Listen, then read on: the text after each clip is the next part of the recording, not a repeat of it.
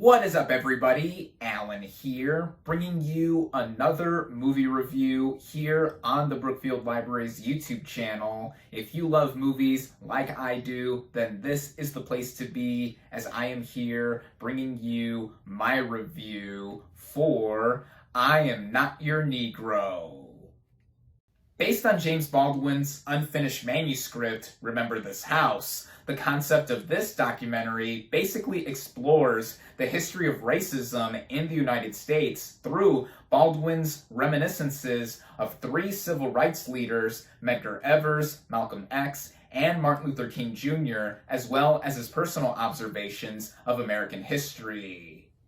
Now, if you saw my review last week for the Children's Hour, I said that in honor of Pride Month, which is still happening, happy Pride Month again to you all, I would watch and review the Children's Hour in order to tie in with what the month is celebrating. And now, with I Am Not Your Negro, given the very unpredictable and turbulent times that we are currently living in, I decided to watch, or in this case, rewatch this film so that I could refresh myself on what is covered in this documentary and what is tied into given what is going on right now. Now, as I just mentioned, this film is based on the unfinished manuscript, Remember This House, by James Baldwin. In case you're not familiar with that name, well, he is what I consider to be one of the most important and provocative writers of the second half of the 20th century. This man has written some published works that I've previously had the opportunity to read/absorb during my time in college specifically, which include The Fire Next Time and Giovanni's Room, which, for the same English class that I was assigned to read this book, I had the opportunity to watch I Am Not Your Negro and write an extra credit paper for. Even without that opportunity in place, I was interested in watching that film in general because it had received a lot of critical acclaim in the time that had passed before I first saw it. It was nominated for the Academy Award for Best Documentary Feature in 2017 and actually ended up winning the BAFTA Award for Best Documentary Feature, and having a bunch of rave reviews around it had me very interested on top of having experienced Baldwin's work beforehand. Getting into how this doc is set up and structured, it uses Baldwin's unfinished manuscript as a framing device in order to get us into what he's trying to say, while also giving us a bunch of archival footage and photos on screen. Now, the way the film is set up through the eyes of Baldwin as well, he is very prominently featured in archival footage and photos across this film, is a very easy gateway to understand what is going on in the main topic of racism in America being covered. This is also attributed to the director at the helm here presenting us with Baldwin's material, and that is Raoul Peck. Peck and what he does in focusing on many different aspects of racism in America that Baldwin literally put on paper years ago, and then showing us them while the voiceover narration expressing Baldwin's own words are expressed in the background, makes for a sensibly tender but no less uncompromising take on the main subject at hand, even in comparison to other recent documentaries that have covered racism in the United States. And speaking of that voiceover narration, this film is narrated by Samuel L. Jackson. The first time I watched this documentary, I didn't even realize it was that actor who was narrating the whole film. And even rewatching this film just now,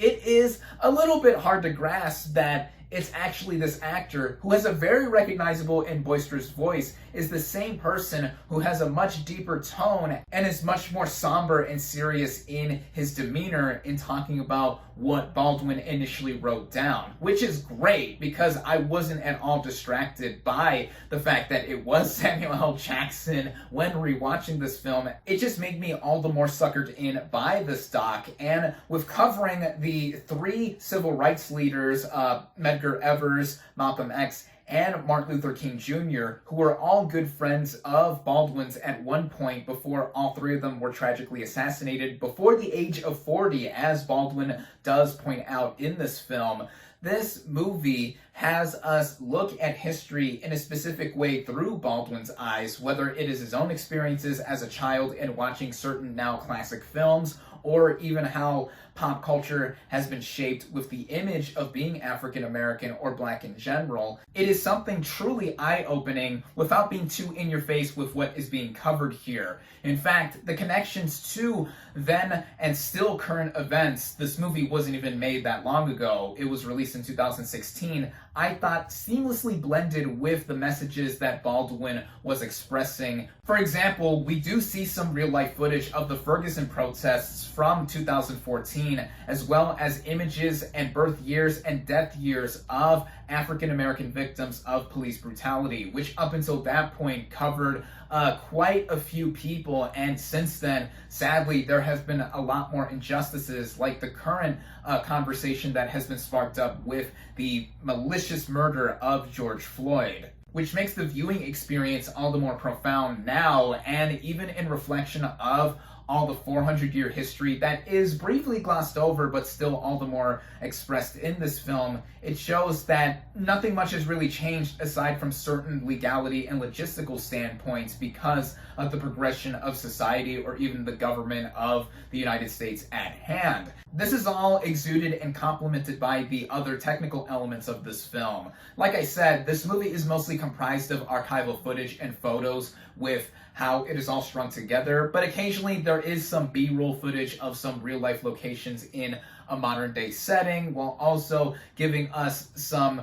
films, shows, music, and other kinds of media from the course of the 20th century involving African Americans that further go into what is being talked about here. And I think with how it is all directed, edited, and overall flowing together, it is a masterwork of the genre. Running at just north of 90 minutes, this movie breezes by and covers a lot even with its short running time. And if I had to complain about anything in regards to this film, I would say that the film could have been a half hour or more longer than it is, but I do have to take into account of the source material that is being used for the basis of this documentary. For the umpteenth time, it is based on an unfinished manuscript by James Baldwin. So the literal groundwork of the several dozen pages or so written by Baldwin were the literal confines that the movie had to work with, even if it wanted to go further with the topic and covering all other opinions aside from Baldwin's own. But this is just one fragment of the larger ongoing conversation with racism in the United States that has been going on for a long time now, and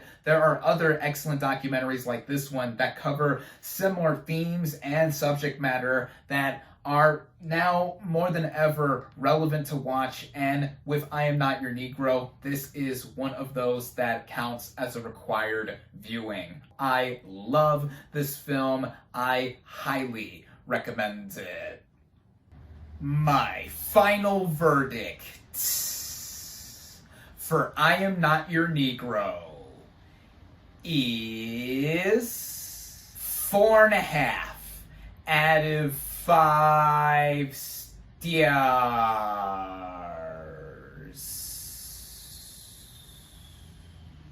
If you enjoyed my review and would like to check this film out, be sure to do so on Hoopla, among other platforms where it is currently available. Until then, though, thank you all, as always, for watching. Be sure to like this video, comment on what you thought of I Am Not Your Negro. Social media links for the Brookfield Library in the description. Subscribe to the channel for more, and I'll catch you on the next movie review.